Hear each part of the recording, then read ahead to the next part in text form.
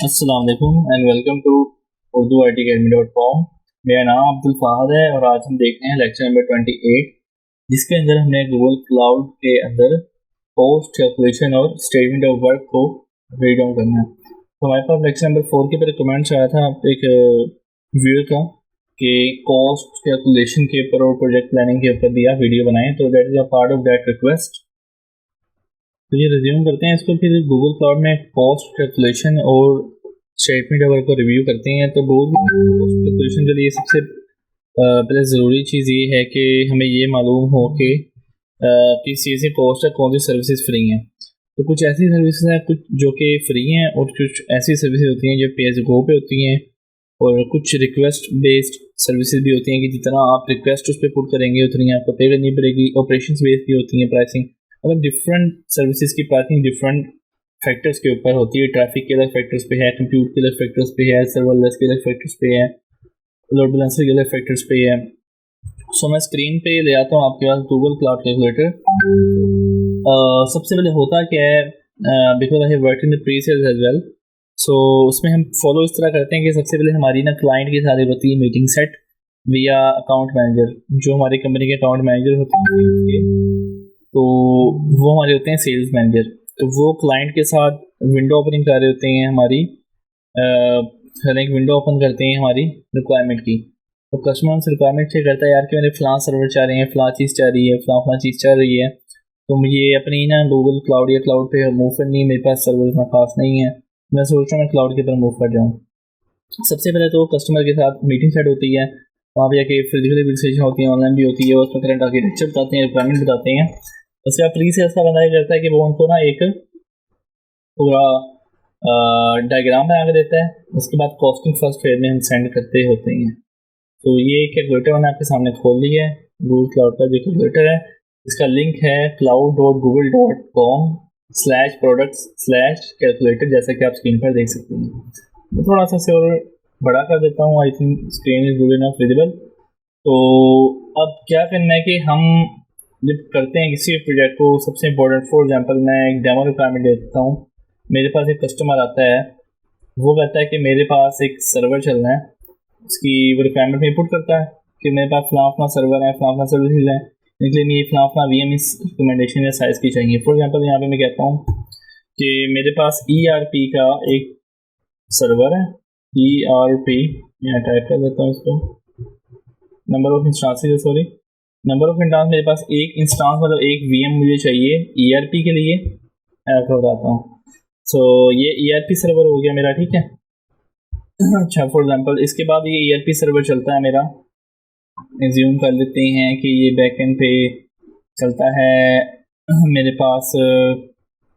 यहाँ पे इसको विंडोज़ पे करना चाहिए वैसे तो सोलन, तो विंडोज सर्वर 2012 R2, जिसके आगे पेड लिखा हुआ ना, दो चीज़ आ रही है कैलकुलेटर में, याद रखिएगा। कुछ का लाइसेंस फ्री है और एक ब्रैकेट में लिखा है ब्रिंग योर ऑन लाइसेंस। लेकिन ये ऑन लाइसेंस आप उस केस में ला सकते हैं जब आपके पास सोल टेनेंट नोड की प्रोडक्ट मौजूद हो गूगल में। सो कंप्यूट के अंदर मैंने ऊपर से कंप्यूट, मैं नीचे आता हूँ, इंस्टांस नंबर दिए, एक मेरा ERP सर्वर है। उसके अंदर मेरे पास क्या है कि मुझे जो विंडोज़ फॉर एग्जांपल कहते हैं हमारे पास ERP सर्वर है, तो जो SAP है ना वो चलता है आपका सूजी पे। सो SAP हैना के लिए हम फॉर एग्जांपल ले लेते हैं पेड, इसका लाइसेंस इंक्लूडेड है, इसको मैं क्लिक कर लेता हूँ। मैं ऐसे कहता हूँ SAP ERP सर्वर, ये ERP प्रोडक्ट का नाम है, SAP आप स्टडी कर सकते हैं गूगल पे, और अकल भी है, SAP भी बड़ा एक नाम है। तो इसकी इंस्टॉलेशन हम खुद कर लेंगे, सिर्फ हम SAP का एक वो मशीन ले रहे हैं, ऑपरेटिंग सिस्टम में डिफाइन कर दिया। और वेटिंग मॉडल पूछता है रेगुलर है या स्पोर्ट है, प्रिमिटिव है, नहीं भाई ये रेगुलर है, 24/7 चलेगा, मशीन बंद नहीं होती हमारी। फिर मशीन फैमिली पूछता है, तो अब सवाल ये होता है ERP के लिए गूगल कौन सी फैमिली डिफाइन करता है। मैं कहता हूँ यहाँ पे गूगल कंप्यूट फैमिली। सो कंप्यूट फैमिली में अगर हम आ जाएं तो यहाँ पर मेरे पास जो कैटेगरीज आती हैं, गूगल के पास एक टेबल बना हुआ है यहाँ पे, ये टेबल बड़ा इंपॉर्टेंट है। अब यहाँ पे मैं देखता हूँ ERP सिस्टम के लिए कौन सा गूगल प्रेफर कर रहा है, उसके लिए वो कहता है SAP हैना या मेमोरी वाली इंस्टांसेस के लिए मुझे चाहिए M1 या M2 सीरीज की रिक्वायरमेंट होती है। तो मैं यहाँ पे चेंज कर लूँगा, इसको मैं कर लूँगा मेरे पास, अगर मैं नीचे जाऊँ थोड़ा सा, सो यहाँ पे N1 है, N2 है, N2D है, T2D है, T2A है, ये नई सीरीज आई है कोई। तो मेमोरी में M1 M2 हमारे पास इस्तेमाल होती हैं। तो मैं यहाँ देख लूँ कि मेरे पास ये N2 है, M सीरीज में नज़र नहीं आ रही, लेट मी चेक अगेन। यहाँ पे मेरे पास ये रीजन का ये फ़र्क होता है, कुछ रीजन्स में ना ये मशीन टाइप अवेलेबल नहीं होती, तो ये मैंने यूरोप किया हुआ है। तो अगर मैं इसे मूव करूँ ऐसे रीजन में, यहाँ पे गूगल की सारी सर्विसेज अवेलेबल है, तो वो लो हुआ है। अब मैं थोड़ा सा ऊपर जाता हूँ, मैं दोबारा इसको स्क्रॉल डाउन करता हूँ, तो मेरे पास यहाँ पे T2D अभी भी नहीं आ रहा। यहाँ पे वैसे N2D भी इस्तेमाल कर सकता हूँ। ये पास में हमने इसको सेल किया, लेकिन ये कंसोल में आ रहा था, आई एम नॉट श्योर कि भाई इस टाइम यहाँ पे M सीरीज शो क्यों नहीं हो रही। C सीरीज, A सीरीज और M सीरीज, यहाँ पे तीनों को ये शो नहीं कर रहा। ओके, लेट्स मूव फॉरवर्ड, से छोड़ते हैं अभी के लिए। सो मैं यहाँ पे N2D ले लेता हूँ, ये भी काफ़ी पावरफुल होती है। N2D अगर मैं आपको दिखाऊँ, सो ये आपकी मीडियम लार्ज डेटाबेसेस के लिए भी आप इस्तेमाल कर सकते हैं, कैशियर मीडिया स्ट्रीमिंग के लिए भी इसको इस्तेमाल कर सकते हैं। ये एक नई सीरीज आई है, ये प्राइस टू परफॉर्मेंस का मिक्सचर है, गूगल इसको ही प्रेफर करता है काफ़ी। सो जो SAP है उसमें हमें रैम बहुत ज़्यादा रिक्वायर्ड होती है, तो मैं कोई ऐसा इंस्टॉल देख लूँ तो इसमें बार रैम ज़रा थोड़ी ज़्यादा हो।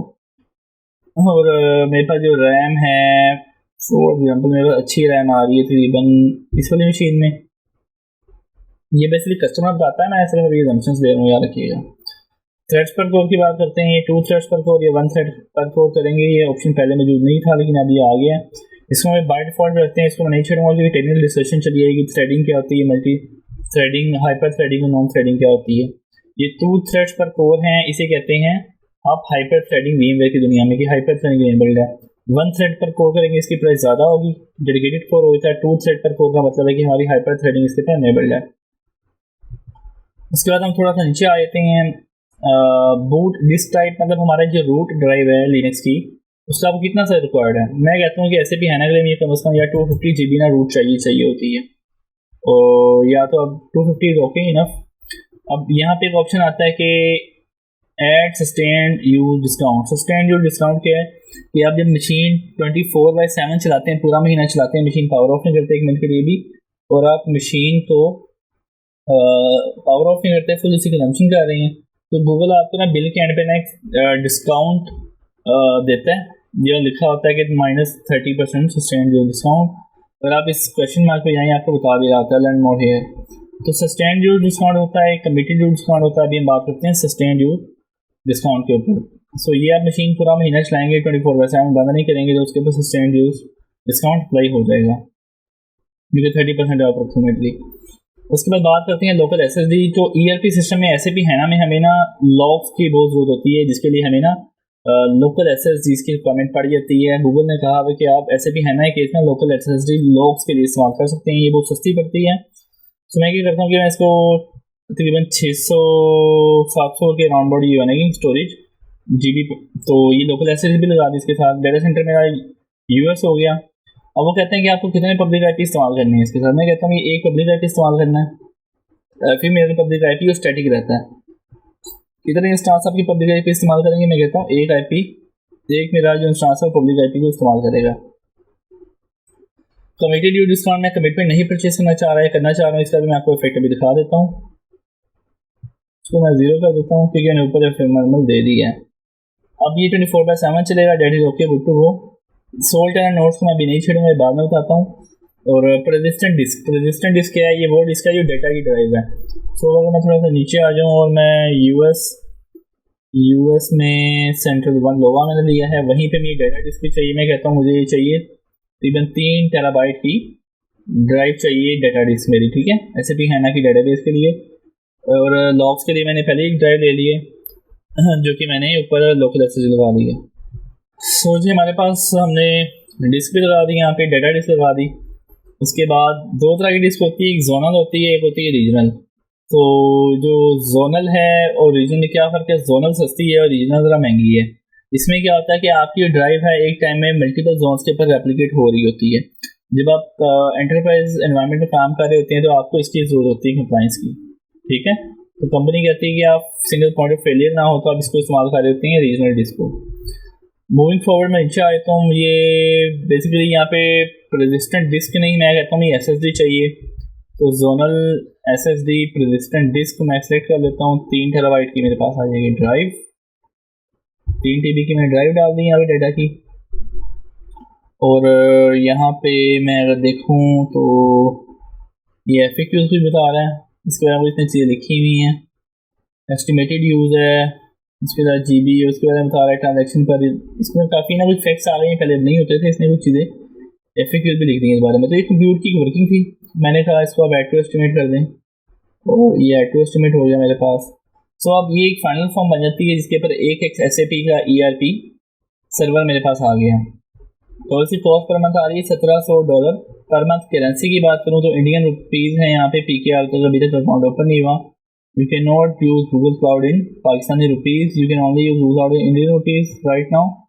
अगर मैं देखूँ यहाँ पे आई थिंक INR है, जी है। PKR का भी अकाउंट गूगल ने अभी तक ओपन नहीं किया, वो PKR में डील नहीं करते, सब डॉलर में डील करते हैं। सो मूविंग फॉरवर्ड करेंसी भी आपको यहाँ दिखा दी, इसको मैं कर देता हूँ यहाँ से $, और मैं इसके बाद कॉपी सेव URL करके इसको सेव कर लेता हूँ, या एक्सेल में डाउनलोड कर लेता हूँ, या किसी को डायरेक्टली ईमेल भी कर सकता हूँ। सो ये मैंने इसका कैलकुलेटर का लिंक सेव कर लिया। ये मेरा हो गया ERP सर्वर SAP HANA, ठीक है, ये मेरा इंस्टांस हो गया SAP HANA का। अब मैं कहता हूँ भाई मुझे एक और कोस्टिंग चाहिए, मुझे वो चाहिए जी मुझे दोस्त के साथ ना एक बेस्टन हाउस भी चाहिए, और एक क्लाइंट की मशीन भी चाहिए, और एक SLD की मशीन चाहिए। कंपोनेंट टेक्निकल होते हैं, आप SAP को नहीं जानते कोई बात नहीं, लेकिन इसमें मल्टीपल मशीन्स की हमें ज़रूरत पड़ती होती है। वन थिंग मोर, अगर मैं ऊपर जाके आपको दिखाऊँ तो इसमें यहाँ पे चीज़ हमने भी छोड़ दी थी। 730 घंटे होते हैं एक महीने में, ये बजा रखिएगा, ठीक है। रेगुलर है, इंस्टॉल बता रहा है, सस्टेन्ड यूज डिस्काउंट 20% अप्लाई हो रहा है मशीन पे, ठीक है। बड़ी मशीन पे ज़्यादा होता है। ऑपरेटिंग सिस्टम का लाइसेंस कितने का पड़ रहा है? सूजी का, जो सूजी रजिस्टर्ड इंस्टॉल्स है गूगल में, आप विदाउट लाइसेंस सूजी विंडोज कुछ भी इस्तेमाल नहीं कर सकते। गूगल आपको लाइसेंस लगा के देता है, ये कंप्लाइंस है इनकी। तो $299 का इसके ऊपर हमारे पास जो है वो लाइसेंस की प्राइस है फिक्स। और यहाँ पे SSD की प्राइस देखें, ये $60 की है। अब मैं आपको नीचे इसकी प्राइस दिखाता हूँ। जो मेरे पास जो मैंने कुछ गलती की है यहाँ पे, ये मैंने जो ड्राइव डाली थी मैंने गलती से, बूट डिस्क है, वन थिंग मोर, मेरी ये लगता है मेरी ना वो ड्राइव मिक्स रह गई है यहाँ से ना। ये मैंने एक ड्राइव ली थी, ये मेरी बूट डिस्क है, ये बूट डिस्क है 250 GB की, ठीक है। इसको मैं दोबारा एडिट करता हूँ। एडिट के लिए यहाँ पे क्लिक किया, दोबारा से मैं नीचे गया। नीचे जाने के बाद मुझसे यहाँ पे कोई मिसिंग हुई है जी। One thing more, let me check in, balance पे रेजिस्टेंट डिस्क है। मैं ऐसे कहता हूँ ये SSD पे रेजिस्टेंट डिस्क चाहिए कि बूट ड्राइव है बहुत फास्ट होनी चाहिए। और एक चीज़ हम नीचे आगे करते हैं कि हमने ठीक है, मैं इसे ऐड कर देता हूँ। इसके साथ मुझे क्या रिक्वायर्ड है, मुझे इसके साथ तो एडिट करके इसमें ड्राइव भी ऐड करता हूँ 3 टेराबाइट की, जो मेरी डाटा ड्राइव थी। थोड़ा सा नीचे आता हूँ और मैं नीचे जाके इस पे जोनल बैलेंस रेजिस्टेंट डिस्क डालता हूँ। तो यहाँ पे 3 टेराबाइट की ये भी डिस्क हो गई, 3 TB। ये इसको ऐड टू एस्टिमेट किया, ठीक है, ये चीज़ ऐड हो गई, और ऊपर से इस चीज़ को ऐड किया। तो अब ये पूरा इसका एक फॉर्मेशन बन जाएगी। अब मेरे पास क्या आता है कि एक SAP का सर्वर है जिसके अंदर मेरे पास जो पेड लाइसेंस है मशीन चलाने की, रैम और प्रोसेसर की कॉस्ट यहाँ पे आ रही है। पेड ये आ रही है कि इसका लाइसेंस कितना है। उसके बाद यहाँ पे आ रहा है हमारे पास जो लोकल SSD है, इसके लॉग होंगे हमारे ERP सर्वर के। यहाँ पे एक पब्लिक IP की प्राइस है, वो $3 होती है, स्टैंडर्ड याद रखिएगा। ये काफ़ी अच्छा पहले भी 3 ही थी, 2021 में भी इतनी है। तो कंप्यूट की एस्टिमेटेड प्राइस आपके पास सेपरेटली ये आ गई। सेग्रीगेशन की हम बात करें, अब एक चीज़ आप नोटिस करें कि यहाँ पे यदि मैं 600 GB बनता है, इसकी $60 कॉस्ट है।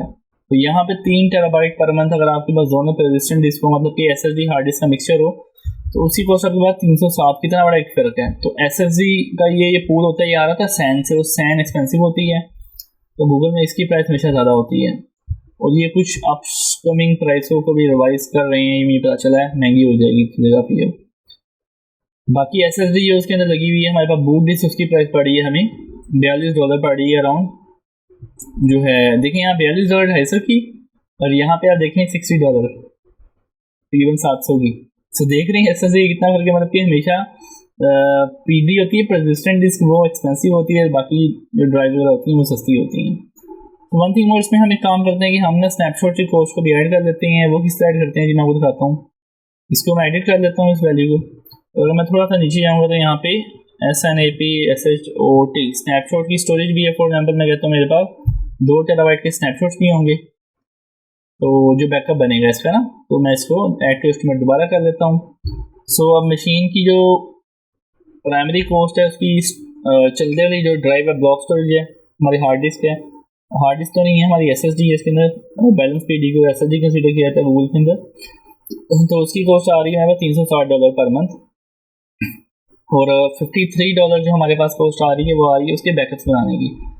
सो ये स्नैपशॉट कहाँ बनती है मैं आपको बताता हूँ। ये स्नैपशॉट आपकी बनती है गूगल क्लाउड की स्टोरेज के अंदर जाके, ये मतलब याद रखिएगा, गूगल क्लाउड की स्टोरेज के ऊपर गूगल स्नैपशॉट को पर्च करता है।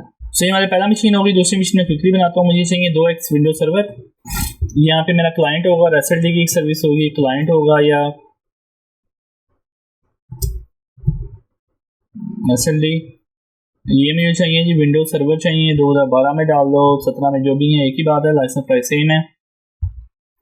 सो मैं यहाँ पे कहता हूँ मुझे बूट डिस्क चाहिए SSD में, उसका साइज होगा मेरे पास 300 GB। इसके बाद मैं नीचे आ जाता हूँ, उसके बाद मैं थोड़ा नीचे आ जाता हूँ, कमिटेड यूज की जरूरत नहीं, इसको नहीं छेड़ा। अच्छा जी, मैंने इसका कमिटेड यूज को छोड़ देता हूँ।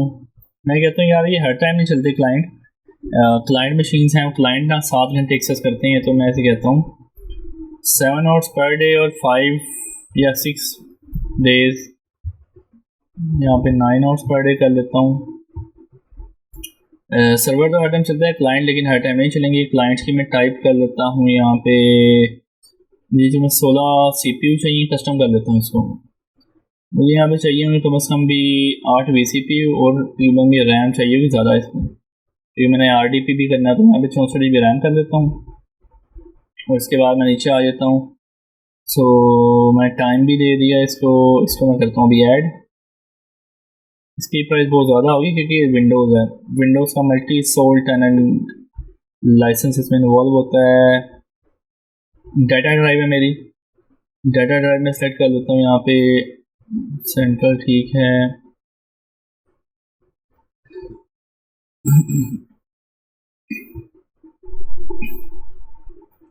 500 GB की ड्राइव होंगी, मतलब 2 मशीन है तो 1 TB कर लेता हूँ इसको। डाटा ड्राइव कर ली TB में। स्नैपशॉट की मैं बात करूँ, स्नैपशॉट मेरा होगा तकरीबन कह लो 60% रखा रहता है मोस्टली। बैकअप का साइज प्राइमरी का, तो इसको 600 कर लेते हैं। और ये मेरी और एस्टिमेशन लगी विंडोज़ की। तो अब एक बात नोटिस करें कि यहाँ पे विंडोज़ कितनी एक्सपेंसिव है। इसे मैं थोड़ा सा नीचे आता हूँ। जब भी आप जब सेव करते हैं तो याद रखिए उसका लिंक चेंज हो जाता है। So what we do to, कि हम इसको पहले इस तरह पास में हम सेव कर लेते होते हैं। देखिए लिंक चेंज हो गया, यहाँ पे हो गए हमारे 2x क्लाइंट्स। इसका लिंक क्या आ गया जी मेरे पास, इसको भी मैं कॉपी सेव यूज कर लेता हूँ। डाउनलोड भी कर सकते हैं एक्सेल में, अब तो ये ऑप्शन आ गया, पहले उस टाइम में ये नहीं होता था, ये हो गया। सो मूविंग फॉरवर्ड क्या होता है कि हम देखते हैं कि क्या हमारे पास विंडोज़ की प्राइस है। जो चलाने की प्राइस आ रही है वो आ रही है हमारे पास रैम प्रोसेसर की $169। लेकिन आप इसमें लाइसेंस की प्राइस देखें कि विंडोज़ कितनी एक्सपेंसिव है किसी भी क्लाउड पे। ये अमेजोन में भी ऐसी है, गूगल में भी ऐसी है। एज्योर पे थोड़े से विंडोज़ चीप पड़ जाती है, उनकी भी ऑफरिंग होती है कि उनकी प्रोडक्ट उनकी मोनोपोली इस बारे में। तो बाहर licenses are very expensive when it come to Windows in the cloud. इसमें से कुछ जुगाड़ है जो कि हम करते हैं, that is off the topic. So बहरहाल ये देखिए हमारे पास इसका लाइसेंस कितना है, 299 इसका लाइसेंस कितने का है, और उसको चलाने की कॉस्ट कितनी है, लाइसेंस देखें, मतलब far way expensive. Let's come to this, आगे मूव ऑन करेंगे जी। वही स्टोरेज की प्राइस आ गई, जो डाटा ड्राइव है उसकी स्टोरेज कितने की बनेगी। उसके अलावा हम आते हैं बूट डिस्क। हमारे पास 2 बूट डिस्क के 2 में ओपन इंस्टॉल दी है, तो 2 बूट डिस्क हमारी 51 जो है डॉलर की पर मंथ बनेगी। इसकी बन गई 102। इसको इसने निकाला 50 51 और 51 को 2 से मल्टीप्लाई किया तो ये वैल्यू आती है। तो हमारी 1100 आ रही है क्लाइंट्स लाने की कॉस्ट, और हमारी जो सर्विस लाने की कॉस्ट आ रही है वो आ रही है हमारी 1500। 1179 में 1500, लेकिन वो ERP सर्वर बहुत बड़ा है, इस वजह से उसकी कॉस्ट कुछ ज़्यादा है। तो बहरहाल ये तो हमारा हो गया कौन सा पार्ट जी, कंप्यूट का। यहाँ मैंने लिख लिया मेरे पास एक लाइन। अब मैं यहाँ पे डालता हूँ एक्स्ट्रा चीज़ें जो आती हैं, नेटवर्किंग की कॉस्ट। अच्छा ठीक है, मैं यहाँ पे नेटवर्किंग की कॉस्ट निकाल लेता हूँ अपनी।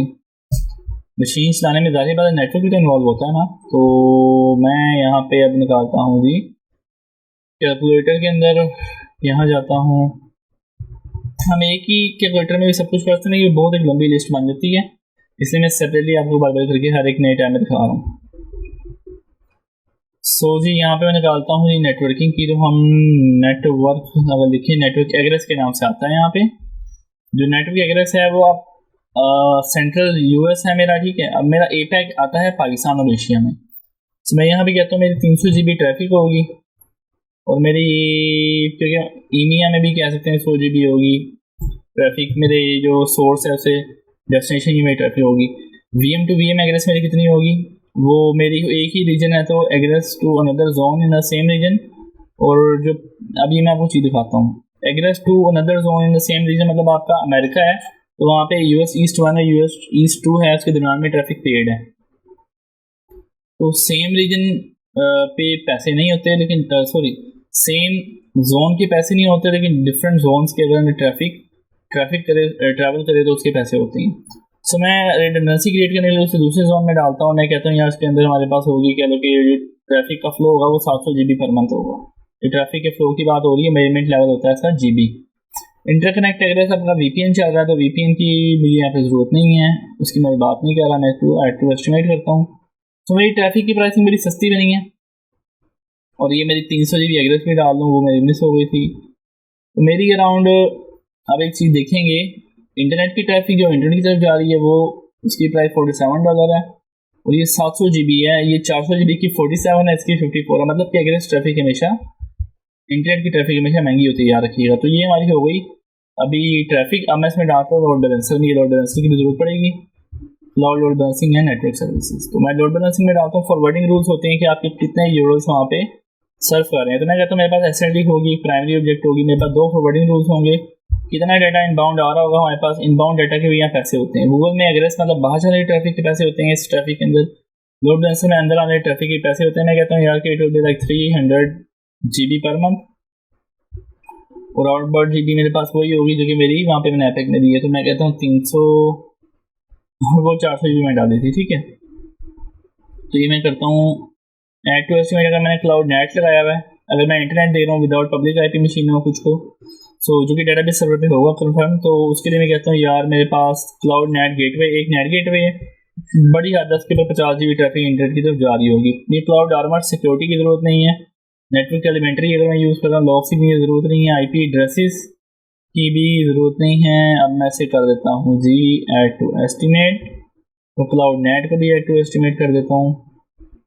ये भी मेरी ऐड टू एस्टिमेट हो गई। अच्छा, तो क्लाउड नेट की मेरी प्राइस बनी है 50 GB ट्रैफिक। अगर मैं नेट इस्तेमाल करता हूँ 50 GB का तो $3 उसके महीने के पड़ेंगे। VM टू VM एग्रेस की प्राइस नीचे आ गई। लोड बैलेंसर की प्राइस फॉरवर्डिंग रूल्स की आ गई। लोड बैलेंसर की प्राइस इन चीज़ों पे डिपेंड करती है। तो इसकी प्राइसिंग भी चेंज हो रही है, अक्टूबर में काफ़ी जगह चेंज कर रहे हैं। अभी हम ये सितंबर में आ रहे हैं बैठे हुए, तो ये भी हो गया। उसके अलावा हम बात करते हैं कि मुझे ये नेटवर्किंग हो गई मेरे पास, तो ये आ गई नेटवर्किंग कॉस्ट। अब मैं कहता हूँ मुझे ऑब्जेक्ट रिलेटेड स्टोरेज की भी रिक्वायरमेंट है। गूगल क्लाउड की जो बिल्ट इन अपनी स्टोरेज है उसकी भी ज़रूरत है, कुछ PDF से इमेजेस को स्टोर करने के लिए एप्लीकेशन की अपनी। तो मैं क्या करता हूँ कि मैं यहाँ पे गूगल क्लाउड की स्टोरेज की भी एडिशन कर लेता हूँ। तो यहाँ पे जो मेरे पास स्टोरेज है STORAGE स्टोरेज, क्लाउड स्टोरेज है, गूगल क्लाउड की अपनी स्टोरेज है। वो मैं कहता हूँ मेरे पास तकरीबन 5 TB का डाटा होगा टोटल। क्लास ए ऑपरेशन में 2 बिलियन डाल देता हूँ, 2 billion class B operation. Class B और ए ऑपरेशन किया रीड राइट और ये अपलोड डाउनलोड, इस तरह की ऑपरेशन है। इसकी पूरी सेग्रीगेशन एक डिटेल आप गूगल के डॉक्यूमेंट्स में देख सकते हैं किस तरीके से आती है। स्टोरेज के अंदर एक एग्रेस ट्रैफिक बड़ी मैटर करती है। अगर रीजन हमारा रीजन है नॉर्थ अमेरिका, तो यहाँ पे नॉर्थ अमेरिका में इंटर रीजन ट्रैफिक जो फ्लो करेगी, मैं कहता हूँ वो होगी 300 GB, और बस यही होगी और कुछ नहीं होगी। मैं इसको ऐड कर देता हूँ। ऊपर से मैं इसकी जो है ट्रैफिक को ऐड किया तो मेरे पास क्या कॉस्ट आ गई, $116 5 TB की जो मेरे पास स्टोरेज है, स्टैंडर्ड स्टोरेज, मतलब कि जिसके ऊपर डाटा हम रियल टाइम रखते हैं अपना। तो उसकी जो स्टोरेज मतलब कि डाटा रखने की प्राइस $102 है। लास्ट से बियर पेशन की थोड़ी सी प्राइस आ रही है। और उसके बाद जो ट्रैफिक है इंटर रीजन मूव अगर डाटा होता है तो उसकी भी $3 कॉस्ट है। तो $116 हमारी ये अप्रोक्सीमेटली कॉस्ट आ रही है। और बता दें अक्टूबर में हो जाएगी 119। थोड़ा सा ऐसे महंगा कर रहे हैं क्लाउड स्टोरेज को ये। तो ये मेरी कॉस्ट हो जाती है जी क्लाउड स्टोरेज की। सो बाकी जो इसमें फ्री सर्विसेज हो गई मैं आपको बता देता हूँ। मशीन बनाने कोई पैसे नहीं है, वीपीसी बनाने कोई पैसे नहीं है, वीपीसी की ट्रैफिक के पैसे नहीं है, मशीन बनाने के पैसे नहीं है, मशीन को घंटों के हिसाब से चलाने के पैसे हैं। तो इस तरीके से हम स्टेप बाय स्टेप सारी कोस्टिंग बनाते हैं पहले फेज के अंदर, फिर इसकी डायग्राम बनती है। अब गूगल ने डायग्राम के लिए टूल इंट्रोड्यूस किया है,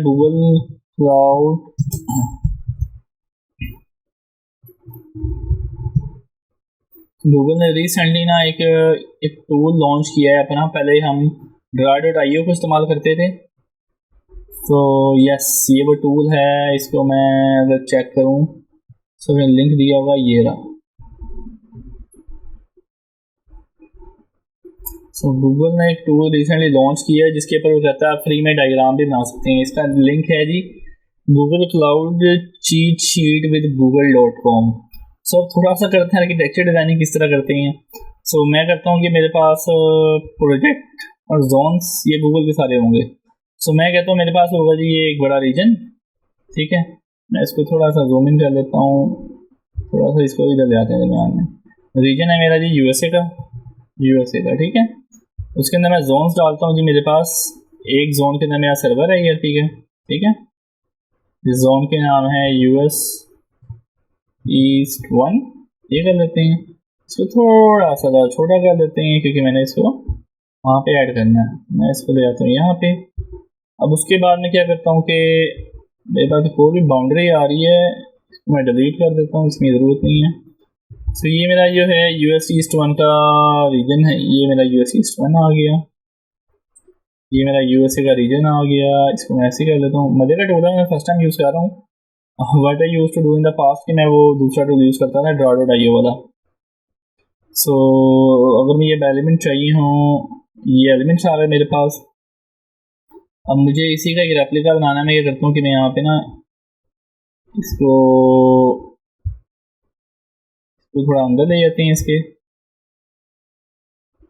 और मैं एक काम करता हूँ कि अभी इसमें एक जोन और डाल देता हूँ। तो मैं इसको और इसको शिफ्ट के साथ कॉपी करूँगा और मैं इसको पेस्ट कर दूँगा। तो मेरे पास क्या होता है, ये यूएस ईस्ट 1 है, 1A है, एक जोन हो गया। ये यूएस ईस्ट 1B हो गया, दो जोन्स हो गए मेरे पास। मैं दोबारा आता हूँ।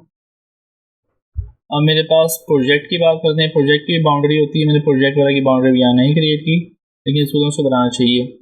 सो बाकी हम बात करें कि हमारे पास नेटवर्किंग की बात करें तो नेटवर्किंग में हमारे पास आ जाएगा वीपीसी, क्लाउड आर्मर और डिफरेंट चीज़ें जो आ रही हैं। तो मैं अगर बात करूँ मेरा वीपीसी,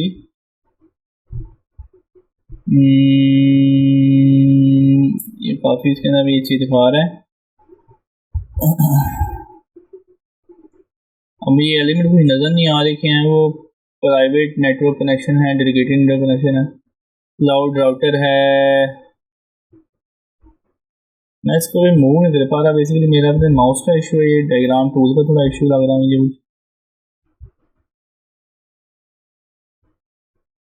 अच्छा मैं बड़े मुश्किल से ऊपर नीचे मूव कर रहा हूँ इस पर। सो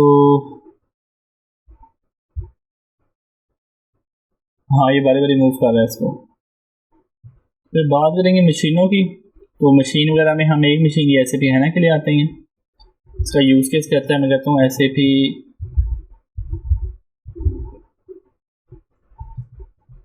इसको मैं कंट्रोल Z कर देता हूँ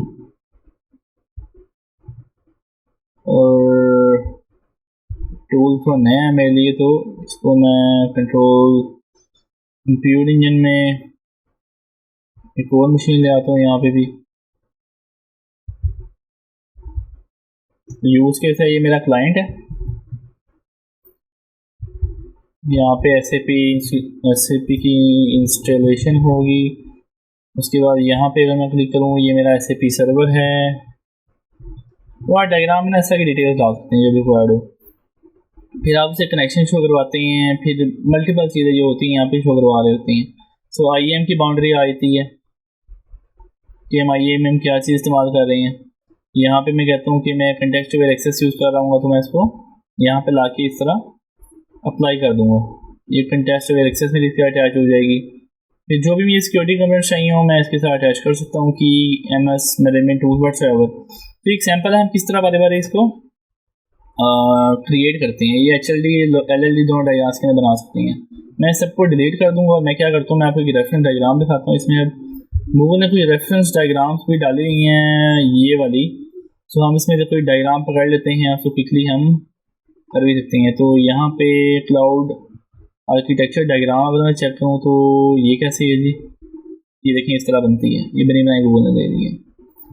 इसको मैं बंद करता हूँ। उसके बाद गूगल ने क्लाउड सीक्वल DR की भी दी है, देखें कंप्यूटिंग आपका यहाँ पे चाह रहा है, आपकी प्राइमरी सीक्वल यहाँ पे चाह रही है। एक रीजन है, 2 जोन्स हैं। तो यहाँ पे आपकी क्या हो रहा है जी, कंप्यूटिंग आपकी जोन 1 में चाह रही है। इसकी प्राइमरी SQL जो रीड राइट रेप्लिका है वो चाह रहा है आपका जोन A के अंदर, जोन B में इसका ना रीड ओनली रेप्लिका चल रहा है। सो इस तरीके से एक डायग्राम ये आ गई। इसका जो कुछ लॉग्स हैं वो स्टोर हो रहे हैं क्लाउड स्टोरेज में। क्लाउड नेट हमने अप्लाई किया हुआ है। यहाँ पे इंटरनेट को बाहर लेके जाने के मशीनों पे डेटाबेस पे इंटरनेट क्योंकि नहीं होता। और इस केस में यहाँ पे क्या होगा, क्रॉस रीजन रेप्लिका रीड बन रहा है हमारा। इसका एक स्टैंड बाय है, ये प्राइमरी है, ये इसका DR है, और उसका एक स्टैंड बाय रेप्लिका उसका भी और जो रेप्लिका है वो बैकअप वाला इधर बना हुआ है। रीड रेप्लिका इसके बात करो वो यहाँ क्रिएट किया हुआ है रीजन 2 के अंदर। तो ये एसिंक्रोनस रेप्लिकेशन यहाँ पे पेस्ट कर रहा है। सो ये HA मोड पे है और ये इसकी बैकअप है, स्टैंड बाय चल रही है। अगर इसको कोई डाउन टाइम आता है तो ये रीजन 2 पे इसको स्विच कर जाएगा। इस तरीके से एक डायग्राम ये हुई थी हमारे पास। अगर हम और करें कोई डायग्राम चेक तो मैं इसको डल कर देता हूँ। और डेवऑप्स की डायग्राम्स अगर हम देखें तो डेवऑप्स की डायग्राम थोड़ी बड़ी हो जाती हैं, इसमें काफ़ी ज़्यादा कंपोनेंट्स इन्वॉल्व हो जाते हैं। सो दैट इज़ अबाउट कि हम इस तरह डायग्राम्स बना सकते हैं। अब मैं आपको दिखाता हूँ जी एक लाइव जो कि पोस्टिंग हम करते थे पहले पास्ट में। इस तरीके से हम लाइव पोस्टिंग करते थे। ये एक हमारा क्लाइंट था PSCB, तो उसका पोर्टल था जिसके ऊपर हम प्राइसिंग बनाते थे कि कितने क्वांटिटी VMs की चाहिए थी। हम गूगल से इसकी प्राइसिंग निकाल के लिख देते होते थे, ठीक है। तो इस तरह की कुछ रिक्वायरमेंट्स होती हैं। ये देखिए रिक्वायरमेंट्स आ रही हैं सारे, ठीक है। E2 चाहिए, N1 चाहिए। एंड पे ना एक बड़ा डिटेल्ड एप्लीकेशन सर्वर हो गया। ये पूरी रिक्वायरमेंट ही थी कस्टमर की जो मैं आपको दिखा रहा हूँ अभी। सो मैं इसको थोड़ा सा जूम कर दूँ, let me zoom it out. मैं थोड़ा जूम करके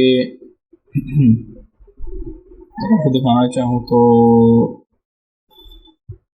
आई have try to zoom it. ये थोड़ा सा बड़ा हो गया इसमें। तो ये इस तरीके से कस्टमर की रिक्वायरमेंट हमारे पास आती होती हैं इस फॉर्म में।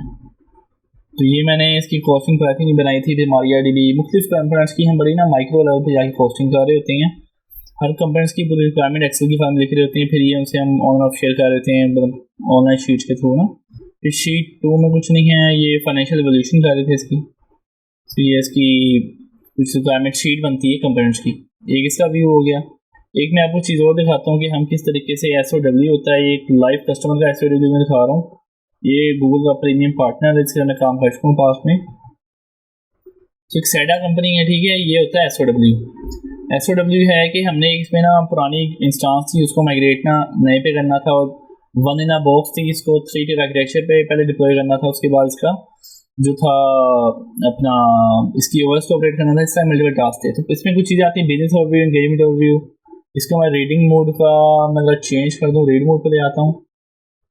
सो यहाँ पर सबसे पहले step by step business overview, engagement overview, business objectives, project overview, project outline, scope, फिर acceptance and success criteria, request to working timeline, deliverability. इस तरह की चीज़ें हमारे पास आ रही होती हैं। तो मूविंग फॉरवर्ड अब क्या है कि हम एक्सपेंसेस भी आ रहे हैं, आगे भी टाइम शीट्स और आ रही हैं। ये पूरा SOW बना हुआ है कि कस्टमर को किस तरह डिलीवरी देनी है। एक लाइव कस्टमर का आपको दिखा रहा हूँ ये। तो ये है कि मैं इसको थोड़ा आगे मूव करूँ। बिजनेस का ओवरव्यू है। अब एक कंपनी है कस्टमर रैंक का जिसका main version control CI/CD orchestration framework चल रहा था बेसिकली। सो गिटलैब का जो एनवायरनमेंट है ओएस है वो पुराना हो चुका था, इसको नई मशीन बना के वहाँ पे मूव करना था और 3 टियर आर्किटेक्चर के ऊपर मोर स्केलेबल प्रोडक्शन एनवायरनमेंट के ऊपर से मूव करना था। सो बिजनेस स्कीमेट आती है, फिर प्रोजेक्ट ओवरव्यू आता है, आउटलाइन आती है, इसमें और डिफाइन किए जाते हैं project and discovery and planning के अंदर, और उसके बाद अपग्रेडेशन का जो काम था उसके कितना टाइम लगना है, एक्सटर्नल सर्विसेज के साथ कितना हमें टाइम रिक्वायर्ड था, जो उसमें सर्विसेज हैं, बकेट है, एसक्यूएल है, उसकी इन्वॉल्वमेंट बताई गई है, जो कंपोनेंट है, प्रोजेक्ट लॉयर के बारे में बताया गया है, उसके बारे में प्रोजेक्ट आउटलाइन के बारे में बताया गया है कि क्या काम कैसे कैसे होना है, फिर डिस्कवरी फेज में क्या होगा, प्लानिंग में क्या होगा, इम्प्लीमेंटेशन में क्या सर्विस होंगी, बैकअप बनेगा, क्लोन बनेगा, ओएस अपग्रेड होगा, एसक्यूएल बनेगा, वर्क स्ट्रीम में डिफाइन किया था, वर्क स्ट्रीम 1 पहले फेज में हम इतना काम करेंगे, दूसरे फेज में इतना काम करेंगे, फिर इसके और डिफाइन होती हैं, फिर एंड पे वैलिडेशन होगी, और उसके बाद ओरिजिनल वीएम को चेक करेंगे कि वो अपग्रेड हुई है कि नहीं। तो ये काम हो चुका है complete in the past project, उसमें थोड़े चैलेंजेस भी थे लेकिन इट वाज डन सक्सेसफुली। फिर प्रोजेक्ट क्लोज आउट के बारे में बात की गई, आउट ऑफ स्कोप क्या चीज़ें होती हैं वो बताई गई हैं, सेटा जो हमारा गूगल का पार्टनर था उसकी तरफ से क्या चीज़ें आउट ऑफ स्कोप होंगी, फिर एक्सेप्टेंस एंड सक्सेस क्राइटेरिया का इस प्रोजेक्ट का। इसके बाद प्रीरेक्विजिट्स क्या चाहिए हमें, क्या रिक्वायरमेंट है, VPN access, side to side VPN access system की चाहिए होगी, थर्ड पार्टी की, डेटाबेस की, चैनल्स के इस्तेमाल होंगे, कॉन्टेक्स्ट कौन से होंगे, एस्केलेशन मैट्रिक्स क्या होगी हमारी, मतलब ये एस्केलेशन मैट्रिक्स ये होती है कि हमारी जो सोल्यूशन प्रोवाइडर कस्टमर है, कस्टमर को हम पार्टनर के कितनी देर में हम रिस्पॉन्स करेंगे, इसमें एस्केलेशन मैट्रिक्स बताइए थी कि मसला आएगा तो कितने में उसको एस्केलेट किया जाएगा। फिर ये माइलस्टोन डिफाइन होते हैं वीक्स वाइज, फिर डिलीवरेबल्स क्या होंगे पार्टनर मतलब साइडा की तरफ से, फिर जो क्लाइंट की टीम है उसकी तरफ से कौन से पीओसीज होंगे। उसके बाद देखिए ये साइडा की तरफ से बता रहे हैं, फिर आगे प्राइसिंग की बात होती है, उसके बाद हमारे पास इनवॉइसेस किसको सेंड की जाएंगी, पेमेंट टर्म्स होंगी, पॉइंट ऑफ डिसीजन में काफ़ी डिटेल ये डॉक्यूमेंट होता है, सिग्नेचर्स होते हैं दोनों कस्टमर के, मतलब जो हमारा गूगल का पार्टनर है हमारा कस्टमर है उसके सिग्नेचर्स प्रॉपर होते हैं डॉक्यूमेंट पे। तो ये एक ना SOW की स्टेटमेंट है। पहले फेज में क्या होता है, प्री सेल्स होती है, कस्टमर से मीटिंग होती है, ये तीनों चीज़ें होती हैं, मतलब कि इसका हम कॉस्टिंग निकालते हैं, रेफरेंस डॉक्यूमेंट्स देते हैं, उसकी करंट एनवायरनमेंट को असेस करते हैं, उसके बाद हम सी डायग्राम बनाते हैं, कोई गूगल का टूल यूज़ करते हुए या जो भी हमारे पास टूल मौजूद है हम डायग्राम बनाते हैं।